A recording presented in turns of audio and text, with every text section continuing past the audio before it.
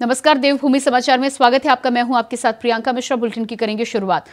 मुख्यमंत्री पुष्कर सिंह धामी ने सचिवालय में उद्योग विभाग की समीक्षा के दौरान अधिकारियों को निर्देश दिए कि डेस्टिनेशन उत्तराखंड इन्वेस्टर्स समिट के तहत हुए करारों की ग्राउंडिंग के लिए और तेजी से कार्य किए जाए। मुख्यमंत्री ने कहा कि राज्य के युवाओं को रोजगार और स्वरोजगार से जोड़ना राज्य सरकार की प्राथमिकता।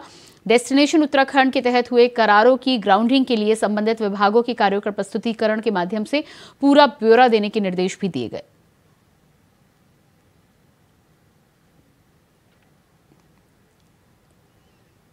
अगली खबर देहरादून से है। बीजेपी संयुक्त मोर्चा की हुई बैठक। मुख्यमंत्री पुष्कर सिंह धामी बैठक में हुए शामिल।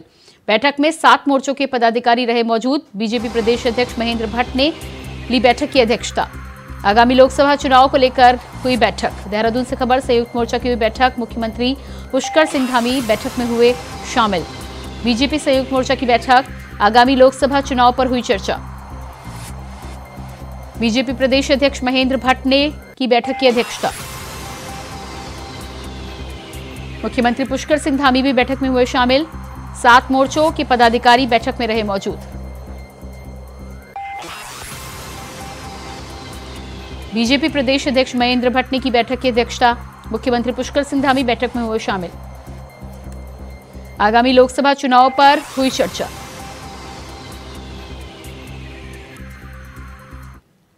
और इसी खबर पर हमारे साथ देहरादून से संवाददाता तुषार गुप्ता फोन लाइन पर जुड़ चुके हैं। जी तुषार, जिस तरह से भारतीय जनता पार्टी संयुक्त मोर्चा के पदाधिकारियों की आज बैठक हुई है, मुख्यमंत्री भी शामिल हुए थे, क्या कुछ खास निकलकर सामने आया? देखिए, आज अगर बात की जाए संयुक्त मोर्चा की जो तमाम जो बैठक है वो आज देखने को मिली और 7 मोर्चे भाजपा संगठन ने बनाए हैं, जिसमें महिला मोर्चा है, किसान मोर्चा है, सभी वर्गों को जोड़ने की कोशिश की जाती है इन्हीं मोर्चों के तहत। और इसी के तहत आज दिशा निर्देश दिए गए कि किस तरह से आगामी जो लोकसभा चुनाव आने वाले हैं उसके जो कार्यक्रम तहत किए गए हैं वो किस तरह से वो अपने मोर्चे में ये कार्यक्रम करें। वहीं अगर बात की जाए प्रदेश अध्यक्ष महेंद्र भट्ट ने इसकी अध्यक्षता की थी। खुद मुख्यमंत्री पुष्कर सिंह धामी इसमें पहुंचे थे और सभी को ये निर्देश दिए गए हैं कि जिस तरह से केंद्र के जो मुद्दे हैं, चाहे राम मंदिर हो, 370 हो, इन तमाम मुद्दों को लेकर जन जन तक पहुंचना है। वहीं अगर राज्य की बात की जाए, जिस तरह से नकल माफियाओं के लिए नकल अध्यादेश आया था, साथ साथ धर्मांतरण को लेकर धर्मांतरण कानून बनाया गया। उत्तराखंड सबसे कठोर कानून धर्मांतरण का बनाया हुआ राज्य है और साथ साथ यूसीसी का जो ड्राफ्ट बन चुका है। वहीं अगर बात की जाए जो 10% जो आंदोलनकारियों को रिजर्वेशन देना है, तो इन तमाम जो राज्य और साथ साथ जो केंद्र के मुद्दे हैं उन्हें जन जन तक पहुंचाना है। वहीं प्रदेश अध्यक्ष महेंद्र भट्ट ने साफ कर दिया कि अगर कांग्रेस पार्टी अगर कोई भी भ्रम फैलाने की कोशिश करेगी, दूसरी पार्टी कहा जा सकता है जुबानी जंग करने की कोशिश करेगी, तो उसका भी जवाब करारा दिया जाएगा। वहीं यूसीसी भू कानून को लेकर अगर कांग्रेस जिस तरह से बार बार आवाज उठाती है और लोगों को जन जन तक पहुंचाने का भ्रम का कार्य करती है, तो उसके लिए भी भाजपा ने जो रिपोर्ट कार्ड है वो मोर्चा से मांगे हैं कि जगह जगह जाकर उस चीज का भी रिपोर्ट ले, ताकि जो कांग्रेस की जो कहा जा सकता है जो एजेंडा रहे उसको भी तोड़ने की कोशिश की जाए। तो कहा जा सकता है आज आगामी लोकसभा चुनाव के लिए जो विभिन्न मोर्चे हैं उन्हें जिम्मेदारी दी गई कि वो किस तरह से कार्यक्रमों को अपने क्षेत्र में क्षेत्र में आयोजित करेंगे। वहीं अगर बात की जाए तो कांग्रेस की जो रणनीति रहेगी उसकी तोड़ भी अभी भाजपा ने कर ली है। विभिन्न मोर्चा के जितने भी कार्यकर्ता हैं उनको ये जिम्मेदारी दी गई है। अगर कांग्रेस कोई भ्रम फैलाने की कोशिश करेगी तो जितने भी मोर्चा के कार्यकर्ता हैं, अध्यक्ष है, पदाधिकारी हैं, वो इसे तोड़ने की कोशिश करेंगे। भाजपा का जो एजेंडा रहेगा वो लोगों के दिल तक पहुंचने की कोशिश की जाएगी। जी बिल्कुल। तो जिस तरह से यहाँ पर बैठक में तमाम पदाधिकारियों को दिशा निर्देश दिए गए हैं, इसके अलावा लगातार मुख्यमंत्री पुष्कर सिंह धामी लोकसभा चुनाव से पहले इन्वेस्टर समिट की बात हो या फिर उत्तराखंड में तमाम भू कानून से लेकर कानून पर काम कर रहे हैं। ऐसे में उत्तराखंड में खास तौर पर पदाधिकारियों को क्या विशेष एजेंडे, कौन से ऐसे मुद्दे दिए गए हैं जिससे जन जन तक पहुंचाना होगा? देखिए, मैंने जिस तरह से बताया कि केंद्र के जो मुद्दे हैं, राम मंदिर, क्योंकि जब 2019 में चुनाव हुआ था लोकसभा चुनाव का, तो उसमें राम मंदिर बहुत महत्वपूर्ण था, 370 थी। अब इन्हीं मुद्दों को लेकर लोगों के जन जन तक पहुंचाया जाएगा। साथ साथ अगर राज्य की बात की जाए तो इन्वेस्टमेंट समिट हुई, जिस तरह से आपने कहा, उसमें जो निवेश करता है, साथ साथ जो जिस तरह से रोजगार के अवसर बनेंगे नए युवाओं के लिए, वो लोगों तक पहुंचाया जाएगा। यूसीसी ड्राफ्ट जो सामान्य कानून बनेगा उसके बारे में लोगों को जानकारी दी जाएगी। साथ साथ भू कानून को लेकर जिस तरह से पुष्कर सिंह धामी ने एक कमेटी बनाई है और उसमें काम हो रहा है वो भी लोगों तक पहुंचाया जाएगा कि जल्द ही भू कानून और मूल निवास को लेकर एक कानून बनाया जाएगा, ताकि जो युवा है उत्तराखंड का वो यहीं पर स्थापित हो सके और अपना व्यापार चला सके। वहीं अगर बात की जाए नकल अध्यादेश लाए गए थे, क्योंकि जिस तरह से यूके SSST में हमने देखा कि उसमें धांधली सामने आने के बाद जो उनके आरोपी थे उनको कम सजा थी। इसके बाद नकल अध्यादेश आया गया और जिसमें कड़े प्राविधान थे जो नकल करवाते हैं और साथ साथ जो नकल माफिया है उनको कड़ी सजा देने की उसमें परिधान उसमें लिखा हुआ था। और साथ साथ अगर बात की जाए यूसीसी ड्राफ्ट को, उसको यूसीसी का ड्राफ्ट बन चुका है। सरकार का ये भी मुद्दा रहेगा लोकसभा चुनाव को लेकर। तो माना जा सकता है कि दो अहम जो मुद्दे हैं यूसीसी और साथ साथ भू कानून, अगर ये इसमें अगर सरकार जन जन तक पहुंचाने में सफल होती है तो कहीं ना कहीं जो 5 लोकसभा सीटें हैं वो भाजपा उस पर प्रचंड जीत हासिल कर लेगी। वहीं अगर भाजपा का साफ कहना है कि 70% से ज्यादा वो लाएंगे, जो पहले का जो रिकॉर्ड रहा है 2019 में 5 सीटों में, उससे डबल करने की कोशिश की जाएगी। और अगर राष्ट्रीय स्तर पर बात करूं तो भाजपा का ये मोटिव है कि 400 से पार जाना है। तो कहीं ना कहीं उत्तराखंड की 5 सीटें भी बहुत महत्वपूर्ण है और प्रधानमंत्री नरेंद्र मोदी जिस तरह से हमेशा से यहाँ पर दौरे करते हैं उससे लगता है कि केंद्र और साथ साथ राज्य के लिए भी ये बहुत महत्वपूर्ण है। ऐसे में बूथ स्तर के जो कार्यकर्ता हैं विभिन्न मोर्चाओं के, उन्हें आज ट्रेन किया गया, उन्हें बताया गया कि किस तरह से जो केंद्र और साथ साथ राज्य की योजना है उन्हें जन जन तक पहुंचाना है और आने वाले जो लोकसभा चुनाव है उसमें प्रचंड जीत बतानी है। जी बिल्कुल तुषार, इस तमाम जानकारी के लिए बहुत बहुत धन्यवाद आपका। और इसके बाद अगली खबर देहरादून से है, जहां बीजेपी ने आगामी लोकसभा चुनाव को लेकर बैठकों का दौर शुरू कर दिया है। आज एक निजी होटल में संयुक्त बीजेपी मंडल की बैठक का आयोजन किया गया। बैठक का उद्घाटन प्रदेश अध्यक्ष महेंद्र भट्ट ने किया। इस दौरान बीजेपी संगठन के द्वारा स्थापित 7 मोर्चों के पदाधिकारियों ने कार्यकर्ताओं को पार्टी से जोड़ने के लिए स्टॉल्स लगाए। बैठक में विभिन्न मोर्चाओं को आगामी पार्टी कार्यक्रमों की रूपरेखा की जानकारी दी गई। प्रदेश अध्यक्ष महेंद्र भट्ट ने बताया कि बैठक का मुख्य उद्देश्य बूथ स्तर के वोटर्स को जोड़ने के लिए और उनको केंद्र और राज्य की लाभकारी योजनाओं का लाभ देना था। ये समाज के आम व्यक्ति तक और हर वर्ग तक भारतीय जनता पार्टी पहुंचे और हमारे केंद्र की जो आदरणीय नरेंद्र भाई मोदी जी की सरकार है उसकी जो महत्वाकांक्षी योजनाएं हैं और हमारे प्रदेश की जो आदरणीय मुख्यमंत्री पुष्कर सिंह धामी जी की जो सरकार है उसकी जो महत्वाकांक्षी योजनाएं आम व्यक्ति के लिए बनाई गई हैं, उसका लाभ आम व्यक्ति को मिले, इसके लिए हमारे भारतीय जनता पार्टी में 7 मोर्चे गठित किए गए हैं। आज 7 मोर्चों के प्रदेश के पदाधिकारियों की ये संयुक्त बैठक यहाँ पर आयोजित की गई है और इस बैठक के माध्यम से आम व्यक्ति तक सरकार की योजनाएं पहुँचे और आम व्यक्ति भारतीय जनता पार्टी के साथ जुड़कर नरेंद्र भाई मोदी जी को तीसरी बार भारत का प्रधानमंत्री बनाए, इसके लिए भारतीय जनता पार्टी का ये प्रयास, ये बैठक आयोजित की गई है। निश्चित रूप से 2024 को चुनाव को लेकर के एक रणनीतिक बैठक भारतीय जनता पार्टी के द्वारा आयोजित की गई है। खबर देहरादून से है, जहां उप वन संरक्षण महामहिम यादव राज्यपाल लेफ्टिनेंट जनरल गुरमीत सिंह से मुलाकात करने पहुंचे। जहां महाहातिम यादव ने मुलाकात कर वन अग्नि प्रबंधक के संबंध में प्रेजेंटेशन दिया। महाहातिम यादव ने अल्मोड़ा डीएफओ के रहते हुए वनाग्नि से निपटने और उसके समाधान के लिए रिसर्च डॉक्यूमेंट तैयार किया था। उन्होंने बताया कि किस प्रकार जन सहयोग और विभागीय समन्वय से अल्मोड़ा के स्थायी देवी क्षेत्रों में वनों को बचाया गया है।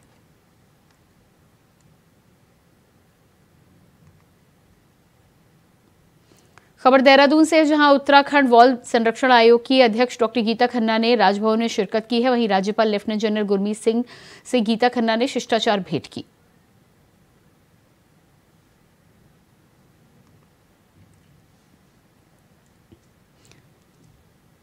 देहरादून स्थित आईटीडीआर सभागार में गुरुवार को कायाकल्प सम्मान समारोह का आयोजन किया गया, जहां मुख्य अतिथि के तौर पर स्वास्थ्य मंत्री डॉक्टर धन सिंह रावत ने शिरकत की। साथ ही इस मौके पर स्वास्थ्य सचिव डॉक्टर आर राजेश कुमार, स्वास्थ्य महानिदेशक विनीता शाह सहित स्वास्थ्य विभाग से जुड़े तमाम आला अधिकारी मौजूद रहे। जानकारी दे दें कि मौजूदा साल में करीब 144 स्वास्थ्य इकाइयों को कायाकल्प सम्मान दिया गया। इस मौके पर स्वास्थ्य मंत्री डॉक्टर धन सिंह रावत ने कहा कि यह सम्मान अस्पतालों के पैरामीटर पर दिया गया है।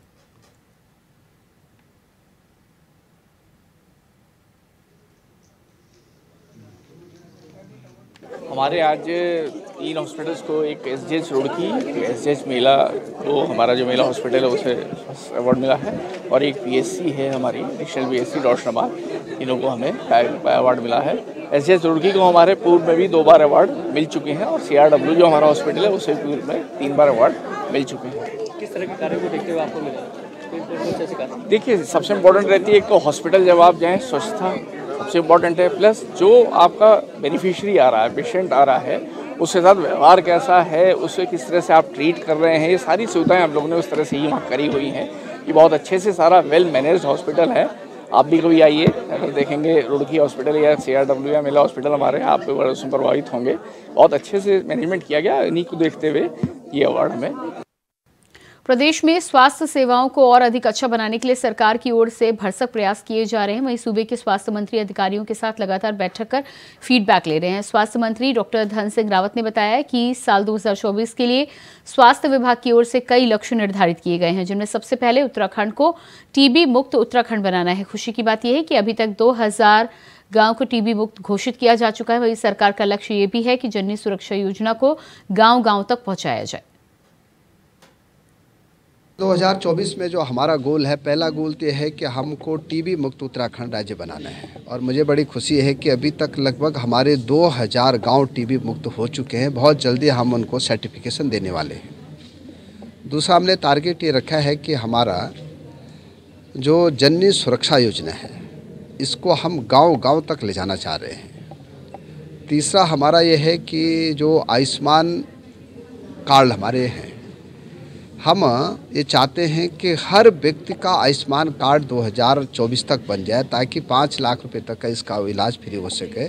अभी तक 55 लाख लोगों के ही कार्ड बन पाए हैं, तो हमें चाहते हैं कि सब लोग अपने कार्ड बना दें, ताकि कभी भी उनको इलाज की ज़रूरत पड़े तो उनका निःशुल्क इलाज हो जाए। और इसके लिए भी हम आयुष्मान गाँव घोषित कर रहे हैं कि जहाँ 100% आयुष्मान कार्ड बन जाएंगे, आभा ID बन जाएगी, उनको हम आयुष्मान गाँव घोषित करेंगे। और इस साल हमने ये भी तय किया है कि हम हर न्याय पंचायत में, 670 न्याय पंचायत में एक स्वास्थ्य मेले लगाएंगे, और वहाँ के विधायक उन मेलों को जो है उद्घाटन भी करेंगे।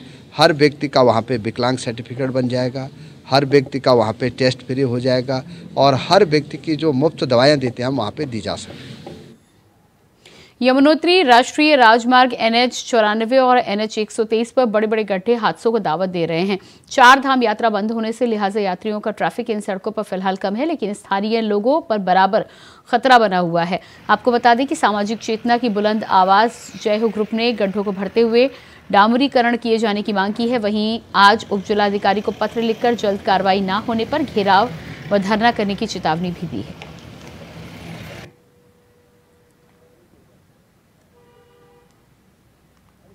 चेतना की बुलंद आवाज़ जय हो ग्रुप ये बड़कोट में जो है सामाजिक सरोकारों से जुड़े हुए मुद्दों को उठाता है, और ख़ास तौर पे जो यमुनोत्री राष्ट्रीय राजमार्ग है वो पौल गांव से लेकर राड़ी के आगे तक वो पूरा गड्ढों में तब्दील है। सड़क कहीं दिख नहीं रही है, कई वाहनों को क्षति पहुंच चुकी है, और दुर्घटना की संभावनाएं लगातार वहां पर बनी हुई है, क्योंकि वो काम NHI DSL के पास है, और वो इस रोड की तरफ पूरा अनदेखे किए हुए हैं। भले ही वो मिट्टी डाल दे रहे हैं, लेकिन वो मिट्टी जो है बारिश होते या वाहन जब चलते तो वो जो है हट जाते हैं, फिर गड्ढे वैसे ही बन जा रहे हैं। उसके अलावा जो राष्ट्रीय राजमार्ग का जो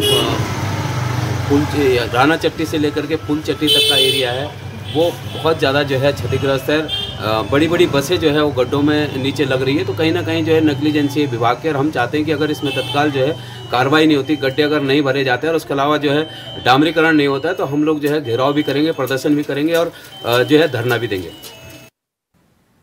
अगली खबर देहरादून से है, जहां प्रदेश की कैबिनेट मंत्री रेखा आर्य ने युवा महोत्सव और राष्ट्रीय युवा दिवस के संबंध में प्रेस कॉन्फ्रेंस की है। कैबिनेट मंत्री ने जानकारी देते हुए बताया कि कल से युवा महोत्सव की शुरुआत होने जा रही है, जो कि 9 जनवरी तक चलेगा।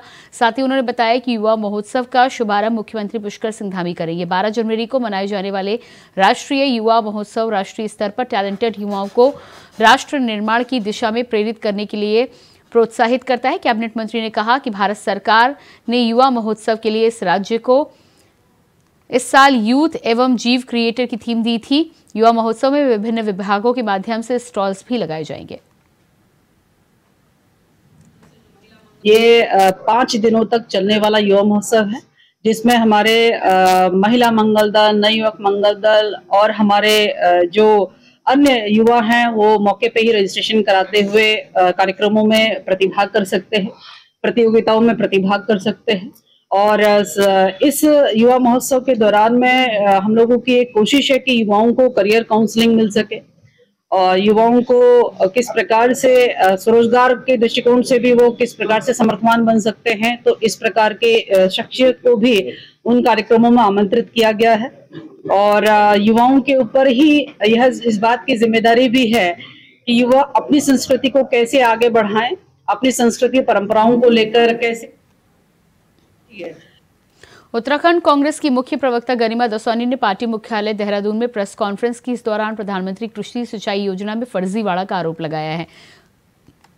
उन्होंने बताया है कि आरटीआई में कृषि सिंचाई भूमि में फर्जीवाड़े के तहत 200 से ज्यादा किसानों के साथ फर्जीवाड़ा किया गया, जिसमें मृतक किसानों के खातों को दिखाकर रुपए भेजे गए हैं। गरिमा दसौनी ने कहा है कि राज्य में कृषि मंत्री गणेश जोशी के विधानसभा क्षेत्र मसूरी में खासकर ये फर्जीवाड़ा हुआ है। उन्होंने सरकार से मांग की है कि सरकार प्रदेश भर में इस फर्जीवाड़े की जांच कराए और जो भी इसमें दोषी है उन सभी के खिलाफ सख्त कार्रवाई की जाए।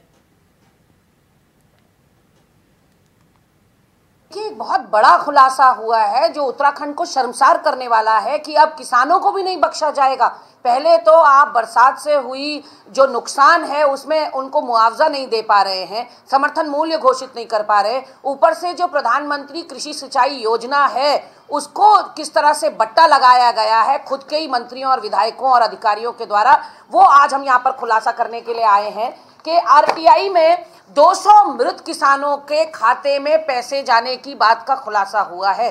किसान अलविदा कह चुके हैं इस दुनिया को और उनका खाता खोलकर उसमें 1.5 करोड़ रुपया 28 मार्च 2023 को डाला गया। एक ही वकील की मुहर है पूरे 200 किसानों के खाते में पैसे डालते वक्त और एक ही दिन 200 किसानों के खातों में पैसा गया है, यानी 1.5 करोड़ का ये पूरा मामला है। ये मसूरी विधानसभा का खास करके मामला है जहां से कृषि मंत्री खुद आते हैं।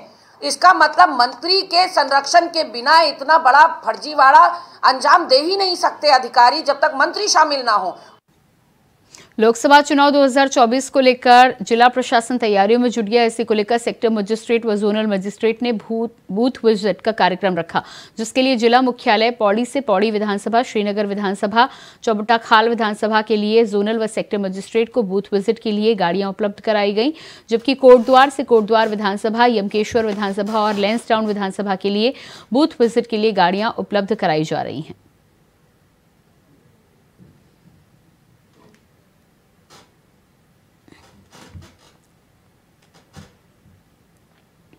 खबर हरिद्वार से है, जहां ठंड बढ़ने के साथ ही साथ शहरी और ग्रामीण इलाकों में यातायात पुलिस के द्वारा वाहन चेकिंग अभियान में भी तेजी देखी जा रही है। इसी कड़ी में एआरटीओ रश्मि पंत ने नेशनल हाईवे बहादुराबाद मोड़ पर चेकिंग अभियान चलाया। चेकिंग के दौरान यातायात पुलिस के डिजाइनदार आर्टिफिशियल नंबर प्लेट पर पैनी नजर रखी गई थी। साथ ही साथ बिना हेलमेट, लाइसेंस और अन्य दस्तावेजों के नहीं रहने पर जुर्माना काटे जाने से राहगीरों में हड़कंप मचा।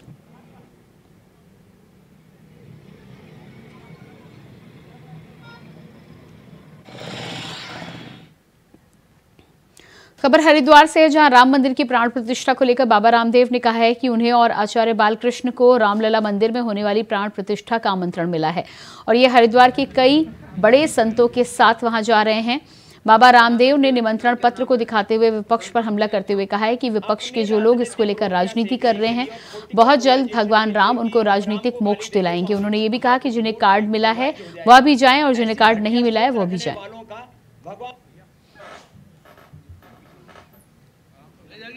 राम पक्ष विपक्ष में निष्पक्ष हैं, राम सबके हैं। जिनको कार्ड गया है वो भी आए, जिनको कार्ड नहीं गया है वो भी आए। जितने व्यक्ति 22 जनवरी को समा पाए उतने उस दिन आए। बाकी 365 दिन राम जी का दर्शन सब कर पाएंगे, क्योंकि राम मात्र एक व्यक्ति नहीं है। राम हमारी सनातन संस्कृति है, रामो विग्रहवान धर्म है। राम हमारे लिए धर्म का साक्षात विग्रह है। राम हमारे लिए राष्ट्र धर्म है। राम हमारे लिए हमारे स्वाभिमान है। राम हमारे पूर्वज भी हैं। राम हमारे लिए परात्पर ब्रह्म अवतारी सत्ता भी है। राम राजा भी हैं। राम एक आदर्श पुत्र भी हैं, एक आदर्श पिता भी हैं, एक आदर्श पति भी हैं। और राम रम रम में रमे हुए और पूरे संसार को मर्यादित जीवन जीने का संदेश देने वाले इकलौते ऐसे महापुरुष हैं जिन्होंने एक बार भी अपने जीवन में मर्यादा को नहीं तोड़ा। उत्तराखंड न केवल देवभूमि है बल्कि भारत की 3 सीमा से सटा ऐसा प्रदेश है जो आज पलायन का दंश झेल रहा है, जिस कारण प्रदेश के सीमावर्ती गांव आज वीरान हो चले हैं। Uttarakhand base cinematics movies and pictures के बैनर तले प्रदेश की इसी समस्या को उजागर करते हुए बॉलीवुड कलाकारों की एक फिल्म अपड़ू गौर का निर्माण किया गया है। फिल्म का प्रीमियर देहरादून के होटल सैफरन लीफ में किया गया आगामी 5 जनवरी को शाम 7 बजे, जिसका संयोजन वारुणी क्रिएशन ने किया है। फिल्म के माध्यम से प्रदेश की इस समस्या को उजागर करने के साथ ही साथ उपाय सुझाने का भी प्रयास किया गया है कि इस तरह से हम अपने प्रदेश गांव की ओर वापस लौट सकते हैं। हमारा ये जो मकसद था इस फिल्म को बनाने के लिए, उसमें सबसे बड़ा मकसद ये था कि पलायन के ऊपर तो बहुत सारी फिल्में बनी हैं, बहुत सारी चीज़ें हैं। हमने ट्राई ऐसा किया कि पहली बार एक कमर्शियल फिल्म बनाई जाए जिसके अंदर मकसद हो, गाने हो, गीत हो, वो सारी चीज़ें इस फिल्म में हैं। इंटरटेनमेंट भी है, कॉमेडी भी है और एक्शन भी है। पहली बार कोशिश की है उत्तराखंडी फिल्म में कि हमने बाहर से फाइट मास्टर को बुलाया और इंडस्ट्री के सबसे सीनियर और टॉप मोस्ट जो सबसे बड़े डांस डायरेक्टर है पप्पू खन्ना जी ने, उन्होंने इस चीज़ को गीत किया है। अगली खबर हरिद्वार से है, जहां आकर अगर आप मां मनसा देवी के दर्शनों के लिए रोपवे ट्रॉली से जाना चाहते हैं तो अगले कुछ दिनों तक रोपवे का संचालन बंद कर दिया गया है। नगर निगम हरिद्वार ने मनसा देवी मंदिर पर संचालित हो रही ट्रॉली के लाइसेंस की अवधि समाप्त होने पर रोपवे के संचालक को बंद करने का निर्देश जारी किया है, जिससे रोपवे का संचालन बंद कर दिया गया है, जिसके चलते यहाँ आने वाले श्रद्धालुओं को मनसा देवी मंदिर के लिए या तो पैदल दर्शन करने पड़ रहे हैं या जो लोग पैदल नहीं जा सकते वो मायूस होकर वापस लौट रहे हैं। मनसा देवी रोपवे का संचालन जिस कंपनी द्वारा किया जा रहा था, उनका लाइसेंस 31 दिसंबर को उसकी समय अवधि समाप्त हो गई थी, जिस कारण उसका संचालन अभी रोका गया है। जो रोपवे है उसका सेफ्टी ऑडिट IIT रुड़की और ब्रेडकुल द्वारा कराया जा रहा है। सेफ्टी ऑडिट की कार्रवाई गतिमान है। हमारे पास सेफ्टी ऑडिट की रिपोर्ट जैसे ही आ जाती है हम शासन को प्रेषित करेंगे उस रिपोर्ट को, और शासन द्वारा दिए गए निर्देशों के क्रम में अग्रिम कार्रवाई इसमें की जाएगी। क्योंकि प्रयास हमारा यही है कि हम इसको जल्दी से जल्दी दोबारा संचालित करें, क्योंकि यहाँ पे फुटफॉल बहुत हाई है। लगभग 25 से 30 लाख लोग जो हैं हर साल यहाँ रोपवे से जो है मनसा देवी मंदिर में दर्शन करने जाते हैं। तो हम लोग का प्रयास यही है कि इसको हम जल्दी से जल्दी दोबारा संचालित करें। खबर देहरादून से है, जहां परिवहन विभाग में भी हड़ताल न करने को लेकर आदेश जारी किए गए हैं। अपर सचिव परिवहन ने आदेश जारी किया है, जिसके चलते परिवहन निगम में अगले 6 माह तक कर्मचारी हड़ताल नहीं कर सकेंगे।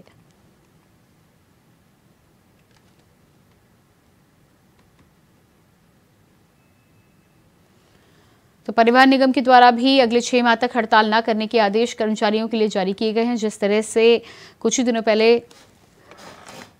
नए कानून को लेकर जगह जगह हड़ताल देखने को मिल रही थी, ऐसे में परिवहन विभाग के द्वारा अपर सचिव के द्वारा आदेश और निर्देश जारी कर हड़ताल पर रोक लगाने का काम किया गया है।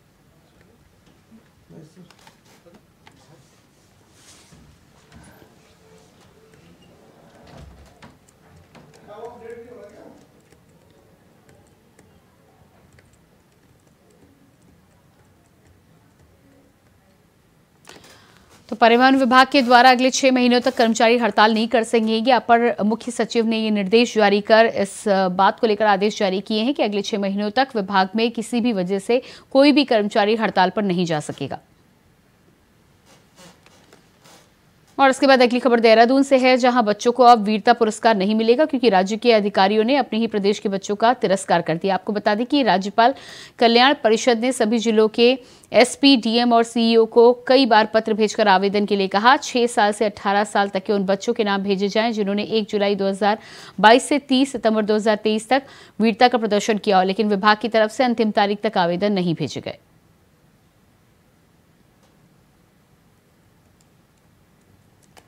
और इसी के साथ फिलहाल देवभूमि समाचार में इतना ही। खबरों के लिए बने रहिए इंडिया वॉइस के साथ। नमस्कार।